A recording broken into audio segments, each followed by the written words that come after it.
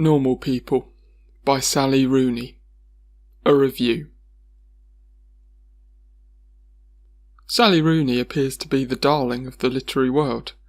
Her most recent novel, Normal People, published 2018, followed close on the heels of Conversations with Friends, published 2017. Both received fulsome praise in all the right places, and awards or nominations to bolster the young Irish writer's growing reputation. The question with such breakout stars is, always, are they actually that good? To sate curiosity immediately, my answer is yes, Rooney is good.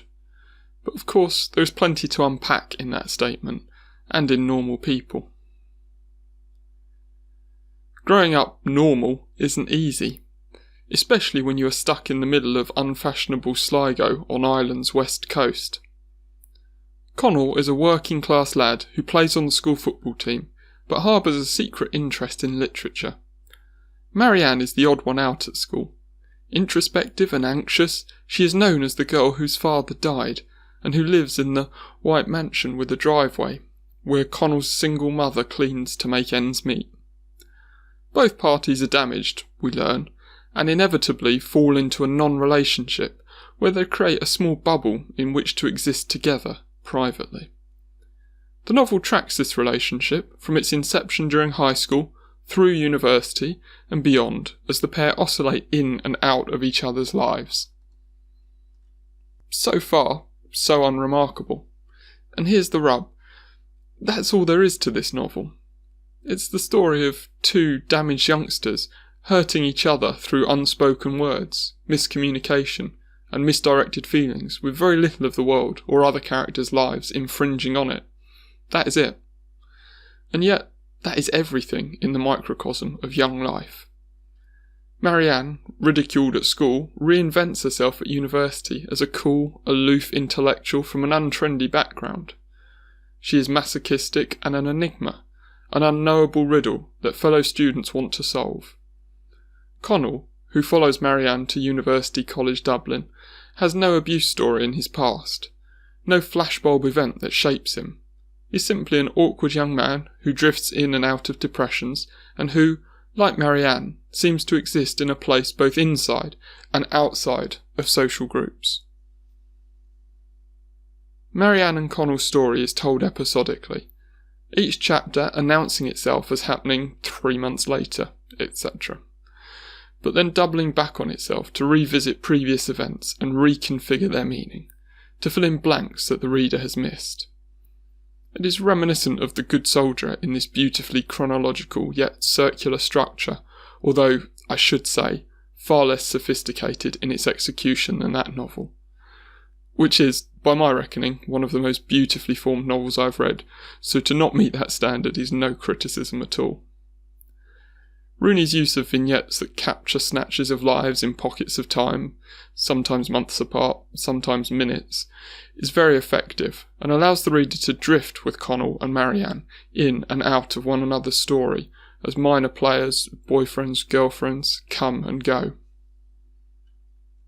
If we take the plot as unremarkable, indulgent even, we must dig deeper to understand what is going on beneath the surface in this novel that has caused it to be so highly acclaimed from so many quarters.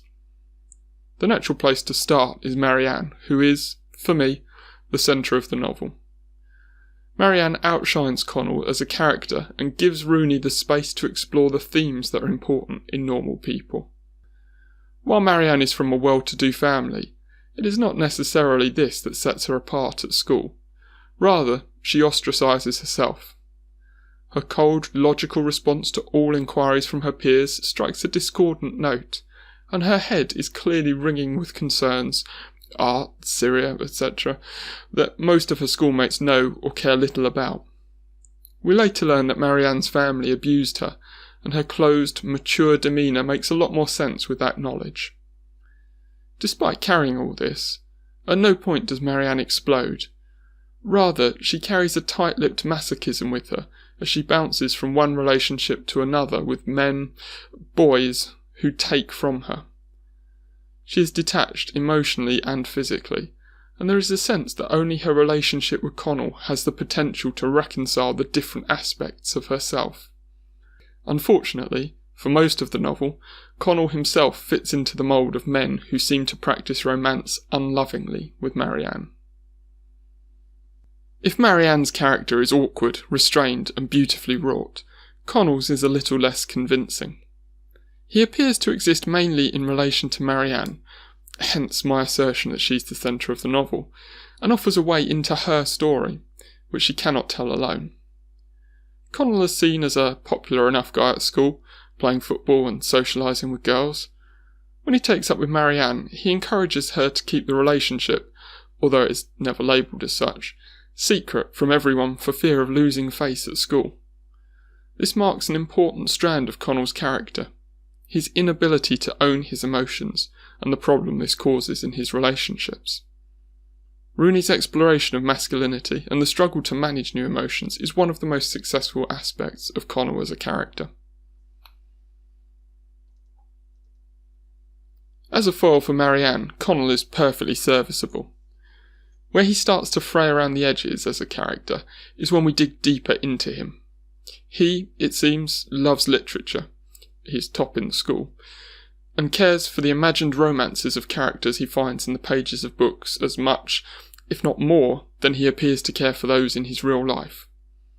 He recognises that literature is not a well-paying career choice, but nevertheless, rather than repress the instinct, he takes it up at university, trying to impress Marianne, perhaps, or prove his worth to himself. My sense is that this aspect of Connell is too much of a stretch in what is otherwise a novel without sentiment. You would have to walk through a lot of university literature classrooms to find a decent pool of stolid young men who could be described as working class and affectedly literary beyond their natural inclinations. It's not an impossible scenario, but it is one that should be marked out as unusual and, for me, artificial.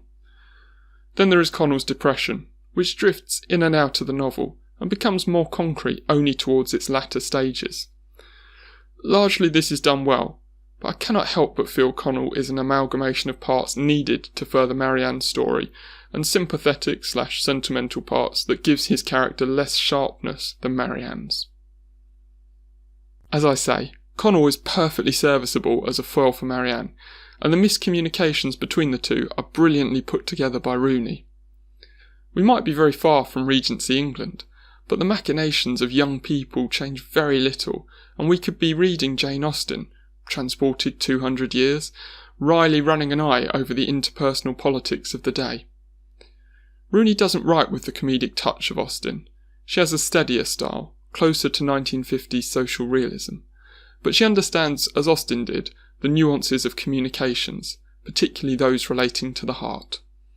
How Rooney wrings ambiguity and drama from messages exchanged between Connell and Marianne is brilliant, finding the right balance between situating conversations in the modern day and the everlasting conversation between lovers that stretches back farther than words.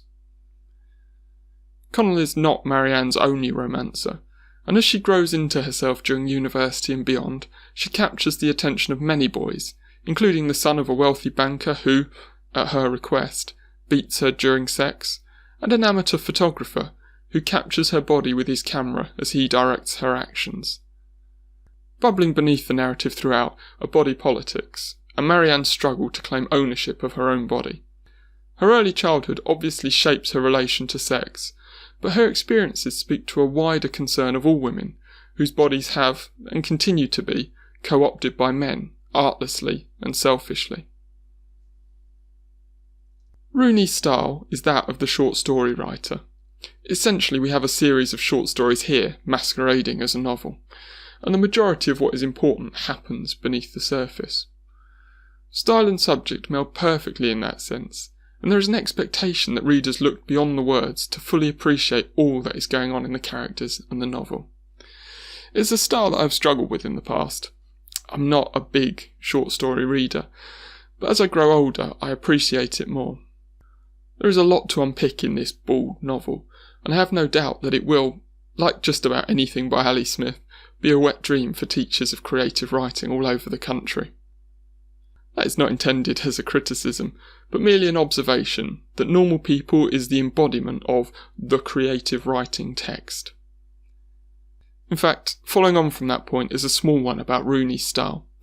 She's chosen not to enclose dialogue within quotation marks, which a lot of people will find pretentious and exactly the sort of thing a creative writer does. It irks me as it seems to place making a point above the comfort of the reader, but it didn't have any great impact on my reading of the novel. In fact, I barely noticed the lack of quotation marks after a while, but had more problems with the occasional sentence that didn't quite hit the right note. Take this one for example. Their secrets weighed inside her body pleasurably, pressing down on her pelvic bone when she moved. This is personal taste, but sentences like this, normally around sex in some way, are the linguistic equivalent of someone running their nails down a chalkboard to me, and wouldn't be out of place in a Barbara Cartland novel. There are also sentences which seemed a bit clumsy to me. Take the following statement as Connell and Marianne pull into the latter's drive. Her mother's car wasn't in the drive. Her mother wasn't home. To me, the second sentence is an assumption based on the first. It's not definitively known by the characters, and is an assumption the reader could make without direction. Similar with this pair of sentences. She'd lost more weight in Sweden. She was thinner now. These are hardly crimes against literature, but did occasionally take me out of the story, and only stand out because of how crisp and economical Rooney's prose is elsewhere. If this is the worst to be found in a novel, the author is probably doing something right, and Sally Rooney is. I cannot see Normal People going down as a book affectionately remembered by the reading public as a whole, but I do believe it will find its place among the shelves of campus professors and in the hands of aspiring writers. More importantly, it is evidence of a very fine talent, and one that will grow and grow.